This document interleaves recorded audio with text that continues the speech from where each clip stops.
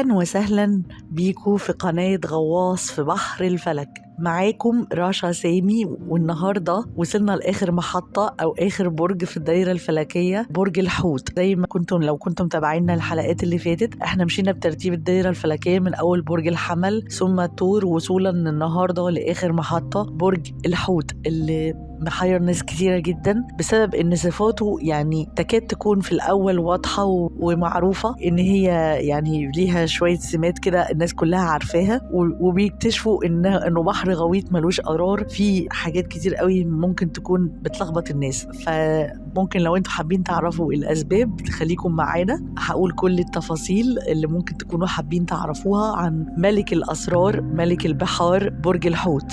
في البداية لازم نعرف إن برج الحوت هو آخر برج، فهياخد صفة، وهو ده سبب إن صفاته بتلخبط شوية. الناس بتستغرب هو إزاي مائي وهادي وحالم، يعني المفروض يكون عاطفي، برج مائي، وفي شوية صفات غريبة جدا ممكن ما تكونش باينة خالص في صفات الحوت، مش لايقة عليه. جايب الصفات دي منين؟ طيب نقدر نقول إن هو علشان آخر برج في الدايرة الفلكية، فواخد من كل برج من اللي فاتوا صفة أو اتنين. يعني مثلا ممكن جدا تقابل حد مولود برج الحوت واخد من كل برج صفة أو صفتين، زي مثلا إنه واخد الحماس والاندفاع من الحمل، العند الشديد وتصلب الرأي من الثور، الاجتماعية والفكاهة من الجوزاء، الرومانسية والعاطفة من السرطان.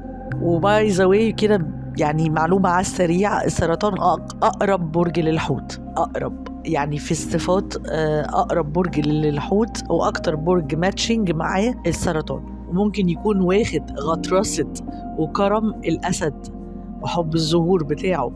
ممكن جدا يكون محلل جيد، ويعني بيعرف ازاي يرتب أفكاره زي العذراء. ممكن جدا جدا يكون بيحب العدل والمساواة زي الميزان، ويكون غامض جدا ومش مفهوم زي العقرب، ويكون بيحب الاكتشاف والمغامرة زي القوس، ويكون عنده حكمة وبعد نظر زي الجدي، ويكون برضو عاشق لحريته زي الدلو. فهو فعلا ممكن تلاقي فيه كل الصفات اللي أنا قلتها دي مجتمعة فيه، بالإضافة لصفات البرج الأساسية برج الحوت، اللي بتتأثر زي ما قلنا بإيه بقى. أنا قلت المرة اللي فاتت كذا مرة إيه هي الحاجات أو العناصر اللي بتأثر على صفات أصلا الأبراج، اللي كل برج ليه بيتأثر بإيه اللي بيكون صفاته، اللي احنا بنعرف منه صفاته. 3 حاجات أو حاجتين، وأحيانا بيكونوا 3 حسب بقى. في حالة برج الحوت هم 3.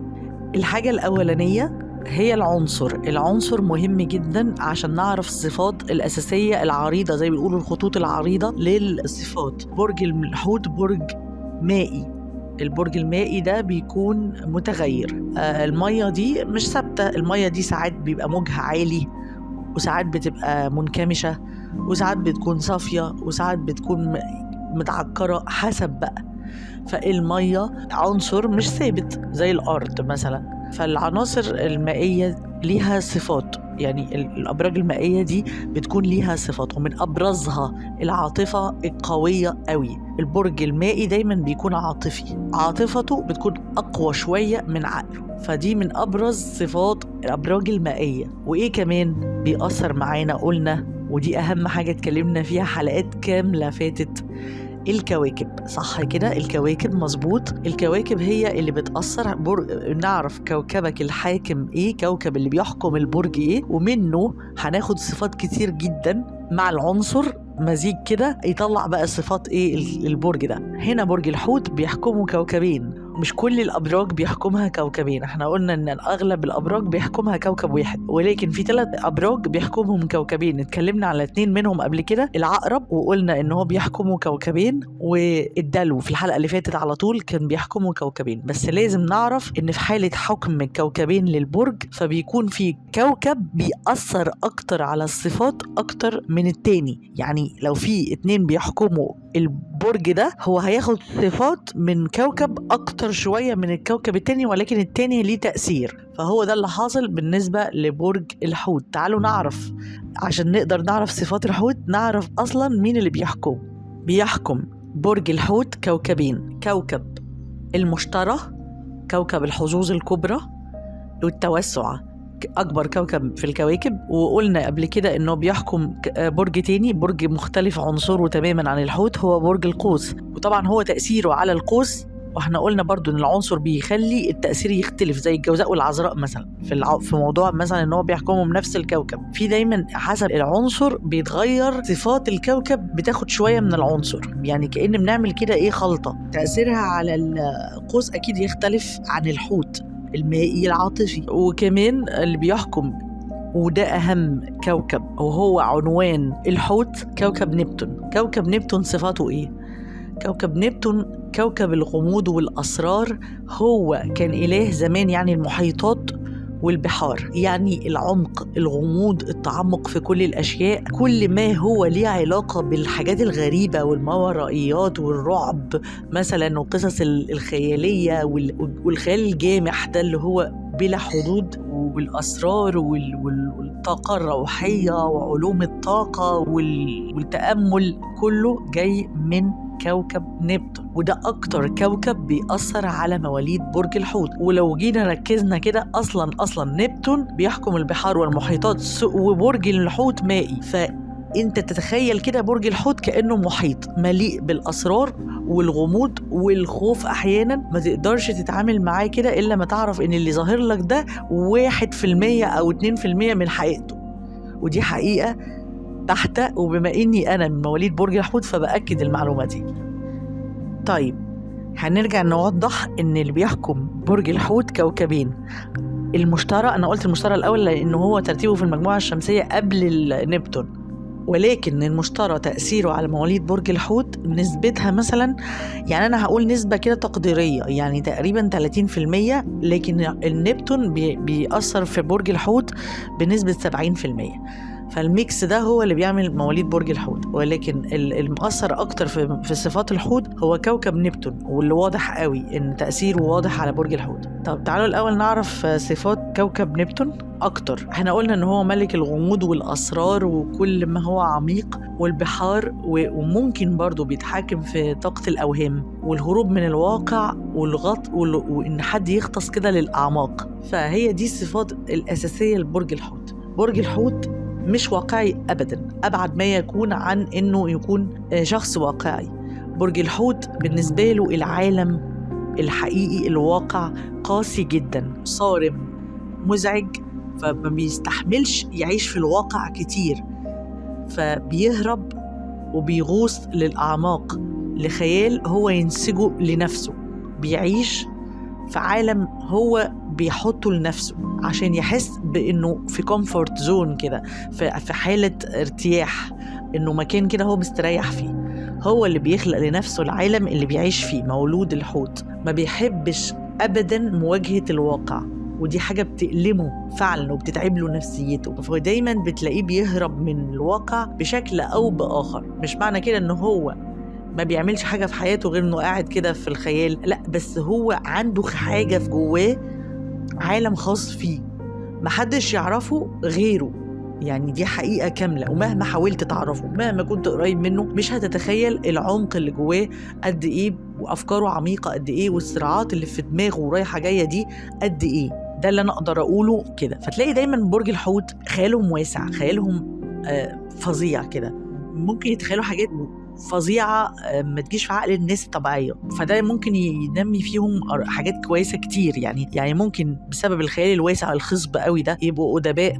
مثلا عندنا تشارلز ديكنز كان برج الحوت. وكمان ممكن تلاقي مخترعين وناس فظيعة عملت حاجات فظيعة في الحياة بسبب الخيال والتخيل، وإن هم بيفكروا بره الصندوق شوية. فهتلاقي إن في علماء كبار جدا من مواليد برج الحوت، زي ألبرت أينشتاين، جراهام بيل، حتى أحمد زويل وسميرة موسى، كلهم مواليد برج الحوت. وطبعا مش هقول بقى، طبعا محتاجة كلام، يعني الفنانين والشعراء لازم هتلاقيهم في منهم كتير من برج الحوت، لان هم مرهفين الحس قوي. برج الحوت عميق قوي، يعني هم من ابرز صفاته اللي الناس كلها تعرفه، ده برج الحوت ده طيب قوي وعاطفي.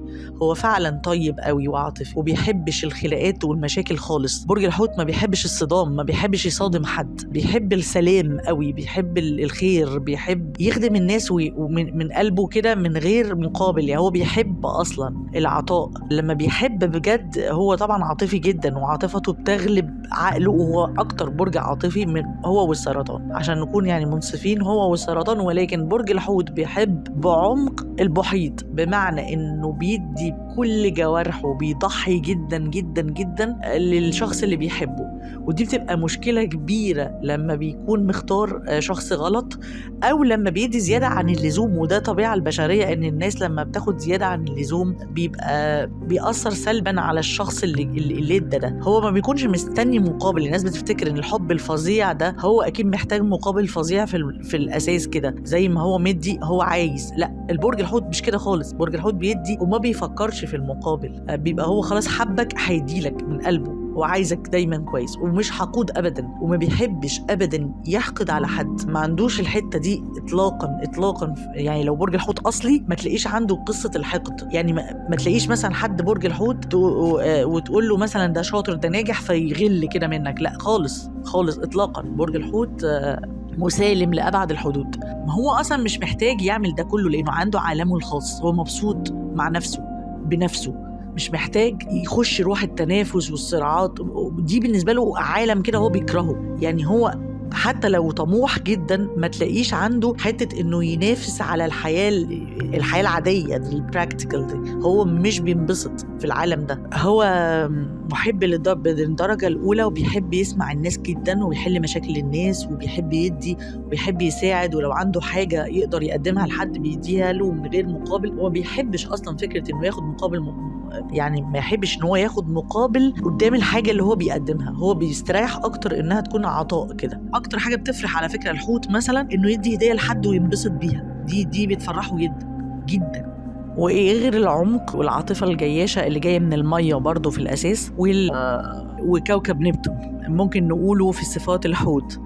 طيب هو يعني غير ان هو خيالي طبعا، هو ممكن برضو مشكلته انه بيعيش احيانا في الوهم. دي مشكله، انه ممكن يستسلم للاوهام، انه هو ممكن فعلا يخش في سكه دجل وشعوذه وعلوم روحيه يبقى مبالغ فيه شويه. ففي ناس ممكن تقول عليه يعني ده ضرب، ده فوت، او بيتفلسف زياده عن اللزوم، يطلع من الاطار الطبيعي. ففي ممكن ناس حواليه يعني ما يبقوش حابين ده قوي يعني. ولكن يعني اللي اقدر اقوله ان المشكله دي يعني عايزه طبعا وسطيه شويه. احيانا كوكب نبتون بيبقى مؤثر قوي في الاشخاص دي لدرجه انه فعلا بيغوصوا في عالم الوهم. ودي طبعا مشكله احيانا من وقت للتاني برج الحوت محتاج يفوق شويه ويرجع للواقع. وبرضه نقدر نقول ان من اكتر الحاجات اللي هو بيحبها مثلا فعلا ان هو يسمع حاجات غريبه عن الكائنات الغريبه، حاجات المرعبه او الماورائيات او اي ظاهره غريبه. هو بيحب قوي القصه دي. وعلوم الطاقه عموما، يعني اي علوم ليها علاقه بالطاقه والريكي والكلام ده بيؤمن بيها جدا.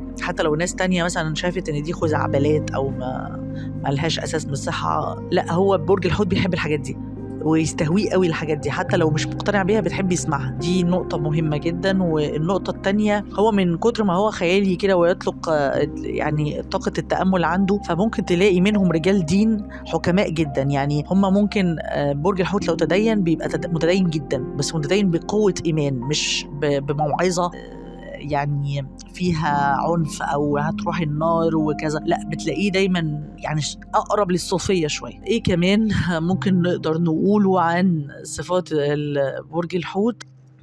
طيب هو كمان برج الحوت لما نيجي نتكلم عن تأثيرات المشتري عليه، دايما كوكب المشتري ده كوكب الحظوظ. فهو فعلا بيدي مواليد الحوت حظوظ كبيرة، يعني دايما مواليد برج الحوت محظوظين حتى لو مجهودهم أقل من ناس كتير مثلا، بس بيبقوا محظوظين أكتر. دي حقيقة ثابتة. ليه؟ لأن برج الحوت معطاء في الحياة العادية، هو معطاء قوي وما عندوش أحقاد وبيحب الخير للناس وضميره صاحي، فربنا يعني بيكافئه على ده في إنه بيبقى محظوظ، باستثناء مسألة الارتباط، لأن هنجيلها بعدين. بنسبة كبيرة مواليد برج الحوت مش موفقين شوية في اختيار شركائهم بنسبة كبيرة، وده مش معناها بعمم، لأن أكيد مواليد برج الحوت في منهم اللي بينجح في اختياره، بس أغلبية مواليد برج الحوت بسبب معين أنا هقوله في الحلقة دي ما بيبقاش موفقين شوية مش محظوظين شوية في موضوع اختيار شريك الحياة. ولكن على صعيد العمل وصعيد الحياة العادية هو ناجح جدا ومحظوظ، والحظ بيحالفه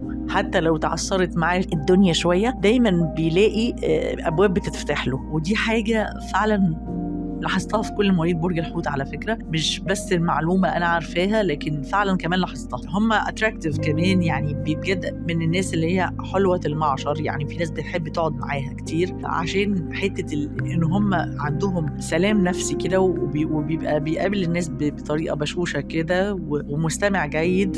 فهو برج الحوت عنده كاريزما قوية وساحرة. يعني برج الحوت من أهم صفاته إنه هو ساحر، بيسحر اللي قدامه كده. يعني في ناس كده متبقاش عارفة ليه هو بتقرب من مولود برج الحوت، فهو بسبب يمكن غموضه، بسبب عاطفته، بسبب مساعدته للغير، هو أتراكتيف كمان. هي يعني زي ما تقولوا كده الحتة دي بيأثر عليهم تأثير إيجابي جدا. ولكن طبعا كوكب المشتري ليه برضو جانب سلبي، بيأثر تأثيرات سلبية برضو. إن معروف عن كوكب المشتري التوسع في كل شيء، هو برج التوسع والمبالغة، يعني المبالغة في كل حاجة. فأولا برضو هو برج الغنى والثراء وكده، فهو شوية مواليد الحوت بيحبوا الدنيا رفاهية، برضو مشتركين في الموضوع ده مع الثور والميزان اللي هم كوكبهم الزهرة. ولكن برضو الزهرة فيها من نفس يعني صفة مشتركة بينها وبين المشتري، حتة رفاهية، الحب، الغنى. فهم برج الحوت بيحبوا يعيشوا كده ملوك شوية، مليونيرات في نفسهم شوية، ما بيحبوش يتبهدلوا بصراحة. برج الحوت يعني ما بيحبش يتبهدل. فهي دي يعني من الصفات السلبية اللي بتيجي من كوكب المشتري، والمبالغة في كل شيء، بمعنى إنه هو إحنا قلنا إن الإدمان من صفاته. فاحتياجات الأساسية اللي كل الناس بتعملها زي مثلا يعني النوم، الأكل، الشرب، اللي هي الاحتياجات الطبيعية الغريزية، السكس فور اكزامبل، يعني تلاقي دايما برج الحوت مختلف. يعني دايما برج الحوت المواضيع دي عنده مختلفة تماما عن بقية الأبراج، وبرج الحوت تحديدا ومفيش مشترك، ومفيش أي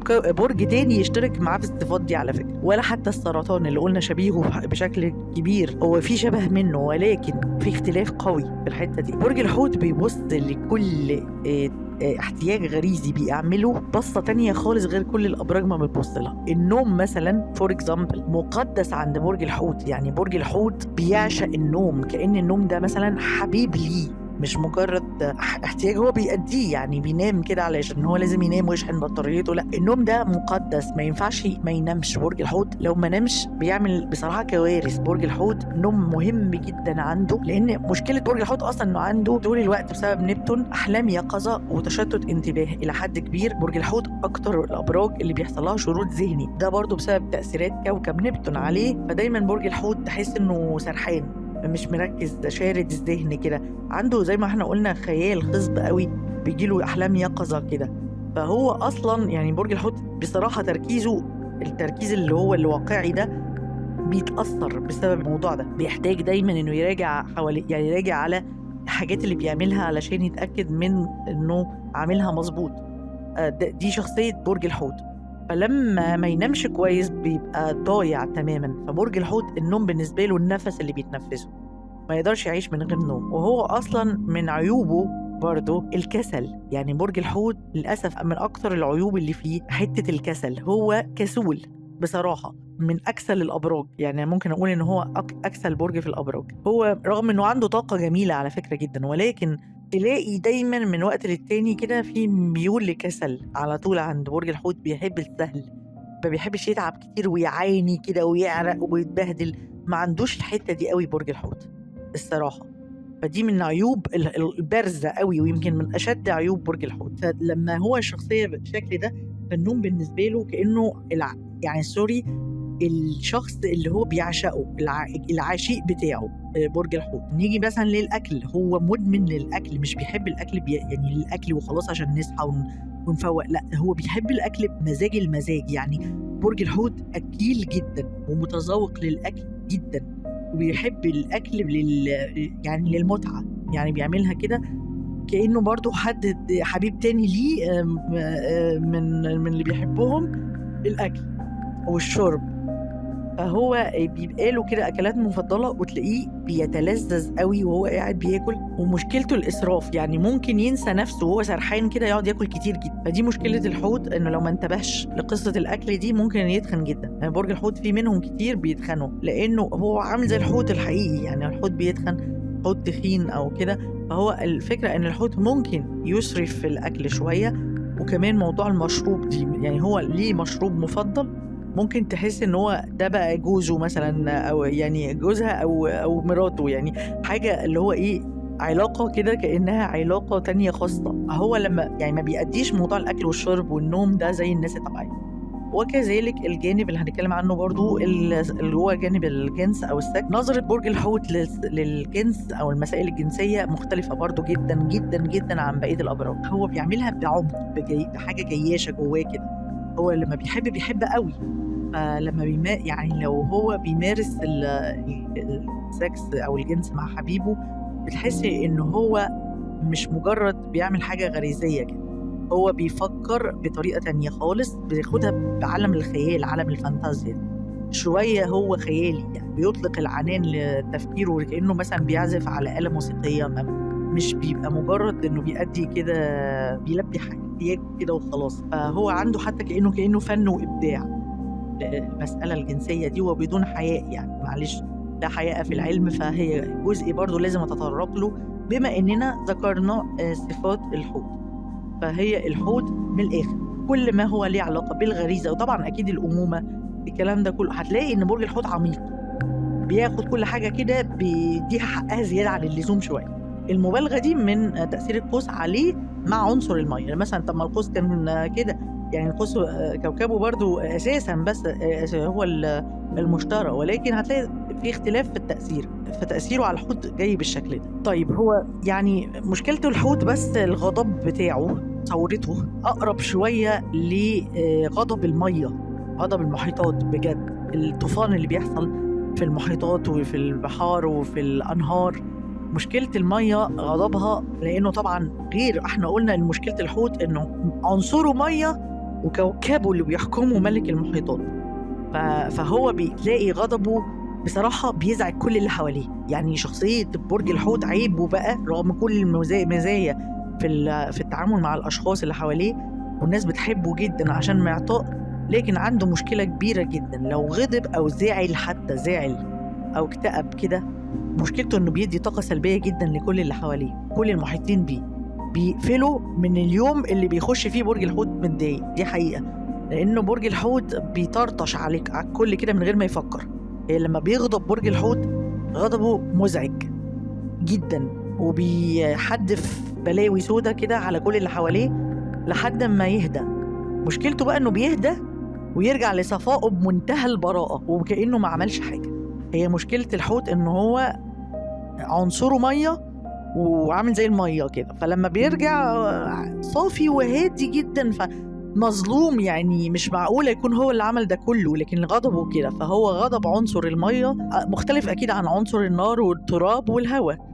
فهو مشكلة الحوت إنه غضبه فعلا مزعج جدا، زي الطوفان بيدمر كل اللي حواليه. بعدين وأنا عملت كده إزاي؟ اللي هو ده برج الحوت، هو جواه عمق، العمق ده بيظهر في الغضب. فما هتتخضش اللي تلاقي إن دايما برج الحوت بيتقال عنه انه هادي وبارد وفي عالم لوحده وسرحان وفي خياله واسع وقاعد في ملكوت لوحده، وتلاقي انه هو وقت الغضب تصرف انت ما يجيش على بالك.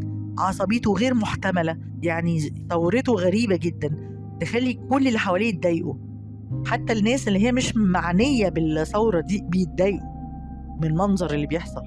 ولكن بعد ما الدنيا بتهدأ، ايه ده، هو ده ازاي يعني؟ فهو ده اللي حاصل مع الحوت، كأن تخيلوا بالظبط المحيطات والبحار لما بتثور. طيب رمز برج الحوت سمكتين عكس بعض، معنى ده إيه؟ هو ده بالظبط صفات الحوت. الحوت بيتأرجح ما بين حالتين، الحالة اللي لسه قلناها وقلناها طول الحلقة، اللي هو الهروب من الواقع والخيال أو إن هو يغطس في الأعماق. دي حالة بيكون عليها مولود برج الحوت أغلب الوقت. ولكن في حالة تانية بتحصل غريبة جدا والناس كلها بتستغربها، هو في سمكة تانية طالعة لفوق بتطلع للسطح. دي صفة مهمة جدا. برج الحوت فجأة هتلاقيه عملي جدا وواقعي جدا لأبعد حد ممكن. تستغرب جدا إن ده الحوت في جواه حتة كده واقعية بتحصل فجأة كده كل فترة. يعني لما بتجيله بتلاقيه فظيع، يعني طموح بلا حدود، أفكار بناءة جدا، تفاعل غير عادي مع الواقع. فده حالتين كده ما بين، يعني بيتأرجح فيها برج الحوت، يعني مش طول الوقت غايب عن الوعي. برج الحوت برج الحوت أحيانا بيكون مركز جدا، واقعي جدا جدا جدا لأبعد الحدود. نيجي للجزئية اللي برج الحوت دايما مشهور بيها، هي جملة واحدة، اسمعوها كويس: تعبني بس عاجبني. هم عندهم الحتة دي، يحبوا يختاروا شريك الحياة بتاعهم شخص صعب عليهم. هم عندهم ليونة وسلامة كده وسلاسة في الحياة، والدنيا أبسط عندهم من البساطة، وما بيحبوش خالص العقد والمشاكل والصراعات والكلام من ده. سبحان الله بيختاروا دايما ناقدهم، دايما بياخدوا حد شخصيته صعبة عليهم ويبقى عاجبهم، ويتحدوا الناس كلها ان هو ده هيكون الشريك الكويس ليهم. وعلى فكرة برج الحوت بيقع في الغلطة مرة واثنين وثلاثة من ضمن الحاجات، يعني في موضوع اختيار الشريك دي. يعني لو شاء مثلا القدر ان في مولود برج الحوت راجل مثلا اتجوز مرة وفشل وجي يتجوز تاني، هتلاقيه برضه اختار شخصية صعبة. دي مشكلة غريبة جدا في برج الحوت. وكذلك الأنثى الحوت، هي مخلصة جدا وصعب انها تغادر علاقة، بس ممكن تغادر علاقة ولما تخش برضه في علاقة تقول بقى اتعلمت، لا تاخد برضه نفس الاختيارات الغريبة دي. فهي شوية برج الحوت بيحب التحدي عنده، رغم انه هو يبان بسيط جدا وما بيحبش المشاكل والصدام وما بيحبش المواجهة اساسا. لكن في الحتة دي مشكلة برج الحوت، اغلب مواليد الحوت بيتعلقوا جدا بالاشخاص، مش هقول التوكسيك والكلام ده لا، لكن هقول دايما بيختاروا الصعب، بيختاروا اللي ما يناسبهم.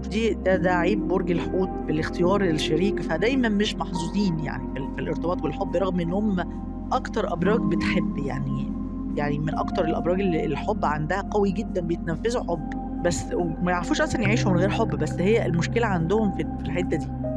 فتلاقي برج الحوت يرجع بقى لعالم الواقع، اللي هي السمكه اللي طالعه فوق، لما بيتصدم بيغطس بقى كده الغطسه بتاعته دي، وبعدين يرجع كده يفوق وممكن بقى يعيش يعني، ويشيل القصه دي من دماغه ويتفلسف بقى، يعني يخش في طور بقى تحليلات وفلسفه شويه، وقد يبرع بقى في شيء من الاشياء يعني.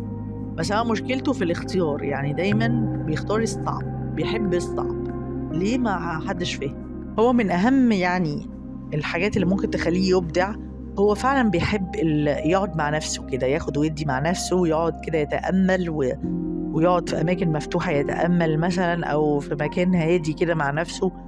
ليه علامه الخاص ده، والغطسة اللي بيغطسها دي بتنفعه جدا، بأنه بيطلع بأفكار يعني تكاد تكون عبقرية، يعني فعلا بدون مبالغة. ادوله فرصته لأنه بيحب حريته جدا، ما بيحبش حد يقعد يعمل له قيود ويقول له ايه اللي انت فيه وفوق وايه اللي انت عامله في روحك وايه. هو بيضايق جدا من النقد الكتير ده، يعني برج الحوت بيكره عمى حاجة اسمها النقد. فاديله فرصته، اديله عالمه ده، ادي فرصة يعيشه، لأنه بيطلع منه بحاجات بتفيد البشرية. بدليل ان بقول لكم علماء كتير جدا مواليد الحوت أدباء مؤثرين قوي في الأدب، زي تشارلز ديكنز مواليد برج الحوت. فلازم يعني ادي فرصة للمولود الحوت يتنفس، ما تستهونش بذكاء الحوت. في ناس ممكن تلاقي برج الحوت مسالم قوي، غلبان كده في نفسه، سرحان، شارد الذهن، متنح كده. بصراحة هو بيتنح شوية، ممكن مش مركز كده شوية، فيقول عليه مش ذكي، ويستهون بذكائه، يبتدي يستهون بذكائه. فده من أكبر الأخطاء اللي ممكن حد بيتعامل مع وليد برج الحوت يتعامل يعني بيها، إنه يستهون بذكاء الحوت. الحوت ذكي جدا جدا جدا، وينطبق عليه مثل: يا ما تحت السواهي دواهي. يعني هو لاقط كل حاجة بس عامل نفسه مش واخد باله. هو دي الحتة بصراحة بتاعت الحوت اللي لازم أقولها صريحة فيها جدا، إنه أنا عشان مولود برج الحوت بصراحة فعارفة الحتة دي. بيكون مركز وعارف كل حاجة يعني حواليه، بس باين إنه مش عارف أي حاجة. دي نقطة مهمة في برج الحوت. فما ينفعش تستهون بذكائه وتقول عليه مش ذكي. هو حتة يعني إنه يكون أكتف وسريع البديهة ورايح جاي معاك كده ممكن ما تلاقيهاش عنده، لأنه بيشرد كتير، لكن ذكائه حاد جدا، ودي حقيقة يعني ما تستهونش بذكاء برج الحوت. كمان في غلط كبير جدا بيحصل للناس اللي بتعاشر برج الحوت لما بيلاقوه مسالم. هو ما بيحبش الصدام، بيهرب من المواجهة، فيقولوا عليه ايه؟ ده ضعيف، ده ضعيف، شخصيته ضعيفة. هو ما بيحبش المواجهة، شخصيته بتهرب من الواقع. فنادر جدا ما بانه يصادم حد او يجيبها له في وشه كده او كده. ما بيحبش الحتة دي، بيتعب من الحتة دي، ما بيحبهاش. ما يعرفش يقول لحد خبط لزق كده الحاجة الصريحة كده في وشه. فبيهرب، بيستخدم طريقة تانية ان هو يهرب. غلط، والهروب من الواقع ده حاجة مش كويسة، والهروب من المواجهة دي صفة مش حلوة، ولكن هو سبب ده انه مسالم، ما بيحبش الصراعات. هتلاقيه لما يتشحن زيادة هيفاجئك بمواجهة ما يجيش على بالك بقى تيجي في بال حد ان ده حوت اصلا.